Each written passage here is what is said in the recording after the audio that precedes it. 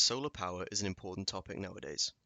As more and more people come to understand the need for renewable energy, engineers delve deeper into wind, hydroelectric, and of course, solar power. While fields of solar panels represent the sun-based energy solutions of today, science fiction authors have been coming up with weird and wacky ideas for decades. Even more interestingly, not all of these are as unrealistic as they sound. Here's just a few of the ideas that science fiction writers have suggested. One of the most realistic, yet sort of wild ideas, comes in the form of solar panels, but in space. It's a perfectly reasonable suggestion. Why settle for the small percentage of the sun's rays that make it through the Earth's atmosphere, when you can get the whole lot up in orbit? Undoubtedly, the best portrayal of this is the solar arrays above Jupiter's moon, Ganymede, in The Expanse. Not only does it demonstrate what scientists believe they would look like accurately, The Expanse shows off just how devastating it could be for the people on the surface below if they start falling down. Theories from actual scientists and engineers suggest that electrical power can be transferred to the surface either through huge cables or by transmitting it via pulses of radiation. This next one is definitely on the crazy end of the spectrum. As mentioned in our science fiction versus futurism feature, Dyson spheres are a popular part of futurism. These spheres are vast solar megastructures built around a star that can power pretty much anything. To understand how insane these are, you need to understand the Kardashev scale. This scale uses the power output of the civilization to determine how far it has progressed. There are 4 levels of civilization according to the scale.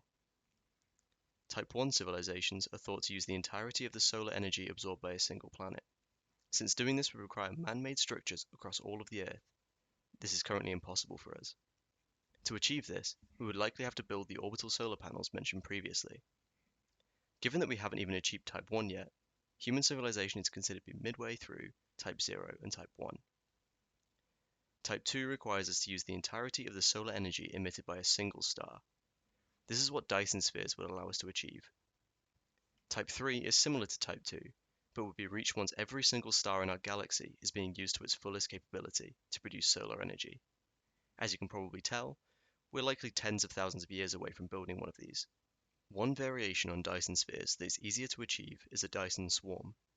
Rather than a solid structure surrounding the star, a swarm of trillions of solar satellites would orbit the star in carefully planned paths to absorb most of its energy. It's easier, not easy. Going slightly off topic, but only to outdo the last solar energy solution, the supermassive black holes at the center of galaxies could be harnessed for electrical energy. Disappointingly, despite knowing that supermassive black holes, and white holes are wellsprings of energy, scientists have no clue how to absorb it.